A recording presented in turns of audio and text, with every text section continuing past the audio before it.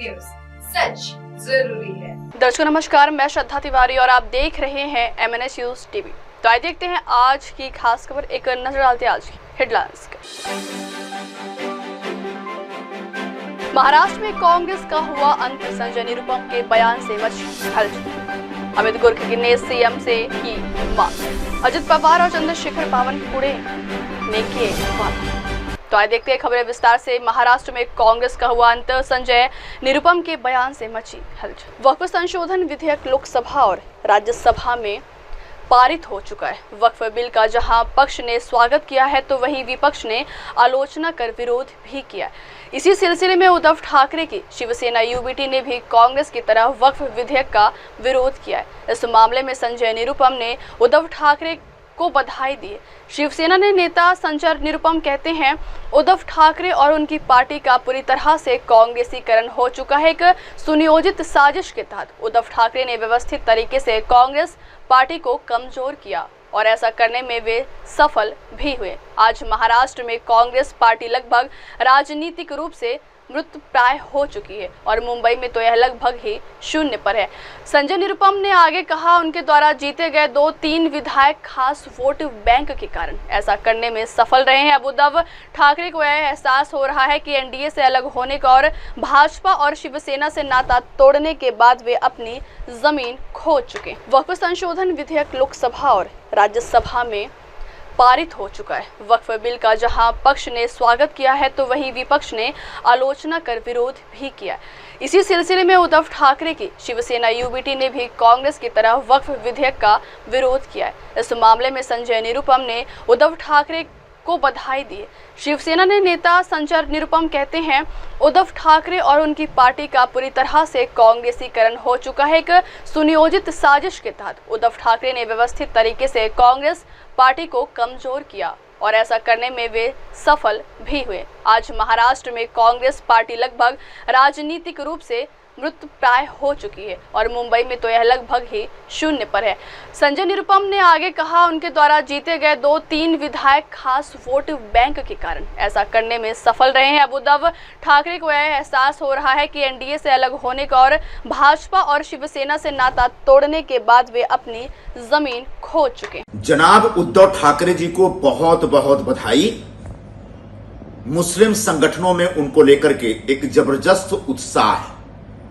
आज के तमाम अखबारों में उनके बारे में मुस्लिम समाज के संगठनों ने कसीदे पढ़े हैं।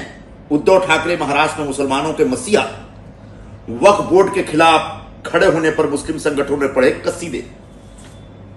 उर्दू अखबारों में भी एक जबरदस्त इस प्रकार का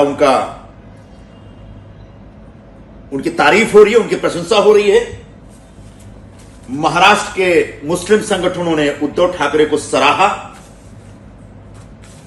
तो जिस तरीके से उद्धव ठाकरे जी ने हिंदुत्व की भूमिका छोड़ दी हमेशा हमेशा के लिए, जिस तरीके से उद्धव ठाकरे जी ने बाला साहब ठाकरे के विचारों से गद्दारी की, अपने पिता के विचारों से गद्दारी की है, जिस तरीके से उद्धव ठाकरे जी ने हिंदुत्व से गद्दारी की है, उससे उनको पूरे मुस्लिम समाज का एक नया मसीहा के तौर पे मुस्लिम समाज प्रोजेक्ट कर रहा है और उनकी तारीफ कर रहा है, उनका स्तुतिगान कर रहा है।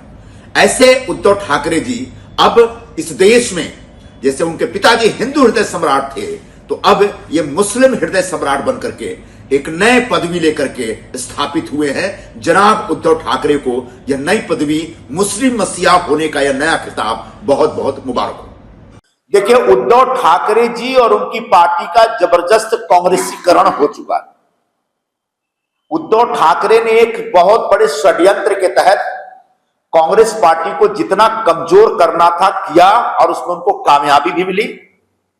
आज कांग्रेस पार्टी महाराष्ट्र में मृत प्राय है, मुंबई में लगभग जीरो पे है। 2-3 एमएलए जो उनके चुन के आए हैं वो मुस्लिम वोटों की वजह से आए हैं।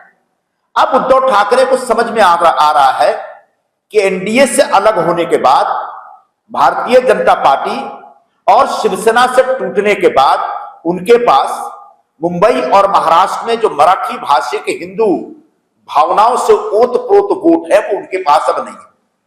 तो उन्हें सिर्फ और सिर्फ मुस्लिम वोटों का भरोसा है और ऐसे में वो कांग्रेस से भी ज्यादा मुस्लिमवादी बनने का प्रयत्न कर रहे हैं, ताकि जिस तरीके से उत्तर प्रदेश में समाजवादी पार्टी और बसपा ने कांग्रेस की जगह हथिया ली, बिहार में लालू यादव ने कांग्रेस की जगह हथिया ली, वैसे ही आने वाले दिनों में उद्धव ठाकरे इस प्रयास में हैं कि कांग्रेस की जगह वो पूरी तरह से हथिया ले, यानी कांग्रेस धीरे धीरे महाराष्ट्र में मुस्लिम लीग की भूमिका में चली जाएगी और कांग्रेस की भूमिका में उद्धव ठाकरे की पार्टी स्थापित होगी। अगली खबर, अमित गोरखे ने सीएम से की मांग। महाराष्ट्र के पुणे में दीनानाथ मंगेशकर अस्पताल में 10 लाख रुपए की अग्रिम राशि का भुगतान नहीं करने के कारण एक गर्भवती महिला को भर्ती करने से कथित तौर पर इनकार किए जाने की घटना की जांच स्वास्थ्य विभाग के एक वरिष्ठ अधिकारी करेंगे। यह कथित घटना दीनानाथ मंगेशकर अस्पताल में हुई और भाजपा विधान परिषद सदस्य अमित गोरखे के निजी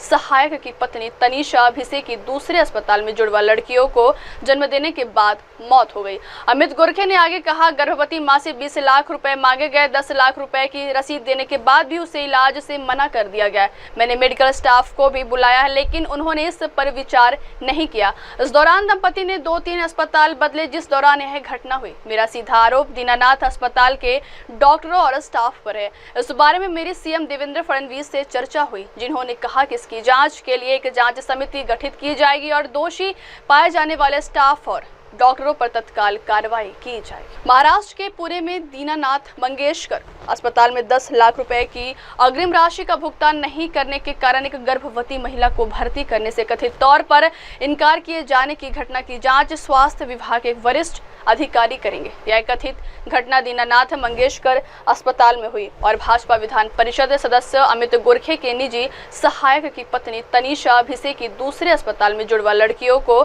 जन्म देने के बाद मौत हो गई। अमित गोरखे ने आगे कहा, गर्भवती मां से 20 लाख रुपए मांगे गए, 10 लाख रुपए की रसीद देने के बाद भी उसे इलाज से मना कर दिया गया। मैंने मेडिकल स्टाफ को भी बुलाया है, लेकिन उन्होंने इस पर विचार नहीं किया। इस दौरान दंपति ने 2-3 अस्पताल बदले, जिस दौरान यह घटना हुई। मेरा सीधा आरोप दीनानाथ अस्पताल के डॉक्टरों और स्टाफ पर है। इस बारे में मेरी सीएम देवेंद्र फडणवीस से चर्चा हुई, जिन्होंने कहा कि इसकी जांच के लिए एक जांच समिति गठित की जाएगी और दोषी पाए जाने वाले स्टाफ और डॉक्टरों पर तत्काल कार्रवाई की जाएगी। प्रस्तुति के बाद महिला का मृत्यु हुआ है। बताया जा रहा है कि अस्पताल से जो महिला का मृत्यु हुआ है, उनके परिवार की तरफ से 10 लाख रुपए की मांग की गई थी और ये चीज सामने आ रही है कि जो महिला का मृत्यु हुआ है, उनके जो पति थे वो आपके स्वीय सहायक थे। क्या है पूरा मामला? दीनानाथ मंगेशकर हॉस्पिटल जो पूना में है, एक अच्छे इंटेंशन से लोक जागृति और लोक सेवा के भावना से मंगेशकर फैमिली ने यह हॉस्पिटल शुरू किया था। उसको सपोर्ट भी उस टाइम सरकार ने दिया था। इंटेंशन प्योर और अच्छा था, लेकिन कुछ वहां पे कल्प्रिट लोग हैं जो अच्छा नहीं काम कर रहे। उसमें से कुछ डॉक्टर्स हैं, उनके काम करने का जो तरीका है, उसके वजह से ये हॉस्पिटल पे बदनाम हो रहा है। और कल की जो दुर्दैवी घटना है, मेरे ही जो स्वीय सहायक के जो पीए है, उनकी वाइफ प्रेग्नेंट थी और प्रेगनेंसी में उनको 2 बच्चे थे, ट्विंस थे, और वो वहां पे एडमिट होने के लिए गए, लेकिन उनको इमीडिएटली 20 लाख रुपीज भरो या हम एडमिशन नहीं देंगे। उसके बाद उन्होंने 10 लाख का रिसीट भी दिया। कोई भी कितना भी रिच आदमी रहने इमीडिएट 10 लाख भरना किसी को पॉसिबल नहीं है। उसके बाद मैंने खुद फोन किए, हमारे जो मेडिकल मंत्रालय के मेडिकल चीफ है उन्होंने फोन किया, लेकिन सुना नहीं गया। 2-3 घंटे वहां पे बर्बाद हो गए। वहां से फिर शिफ्टिंग करते समय 2-3 हॉस्पिटल चेंज करने पड़े और उसके वजह से ही ये हादसा हुआ है। वहाँ के जो डॉक्टर के एहसास है, इसके लिए वो जिम्मेदार है। वहाँ के अकाउंट्स डिपार्टमेंट की जो लेडी है, उसके लिए जिम्मेदार है। ये डायरेक्टली मेरा आरोप है। क्या आपकी मांग रहेंगी? राज्य सरकार में आप हो, केंद्र में आपकी सरकार है, आप विधायक हो, ये सारी चीजें है कि एक आमदार के पीए के साथ, परिवार के साथ इस तरह के बर्ताव होता है, तो आम आदमी के साथ में क्या होगा? ये जो अस्पताल है, चैरिटी के ऊपर चलने वाला अस्पताल है, क्या पूरी आपकी मांग रहेगी? यहाँ महाराष्ट्र के हमारे जो सीएम साहब है, माननीय देवेंद्र फडणवीस, उनके साथ मेरा इसके बारे में डिस्कशन हुआ है। उन्होंने बोला है कि जल्द से जल्द इसके ऊपर स्टेज एक अच्छी कमेटी बिठाई जाएगी, इसका इंक्वायरी होगा। जो भी कल्प्रिट डॉक्टर्स है, वहाँ के जो स्टाफ है, उनके ऊपर इमीडिएट एक्शन होगा।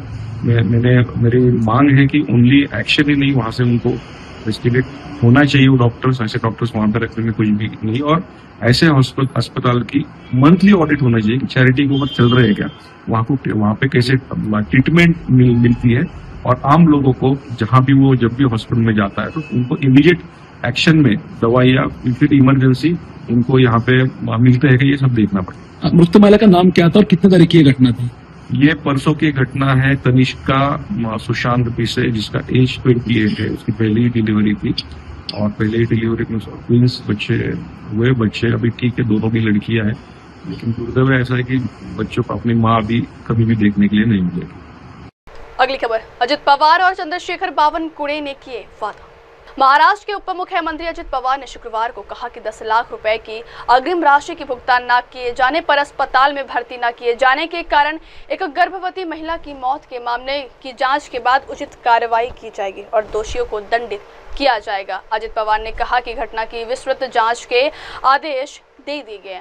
यह कथित घटना दीनानाथ मंगेशकर अस्पताल में 28 मार्च को हुई थी। भारतीय जनता पार्टी के विधान परिषद सदस्य अमित गुरखे के निजी सहायक की पत्नी तनिषा भिसे की दूसरे अस्पताल में जुड़वा लड़कियों को जन्म देने के बाद मौत हो गई थी। पुणे जिले के संरक्षक मंत्री पवार ने एक बयान में कहा, विशेषज्ञ चिकित्सकों की एक समिति द्वारा घटना की जांच के आदेश दिए गए हैं।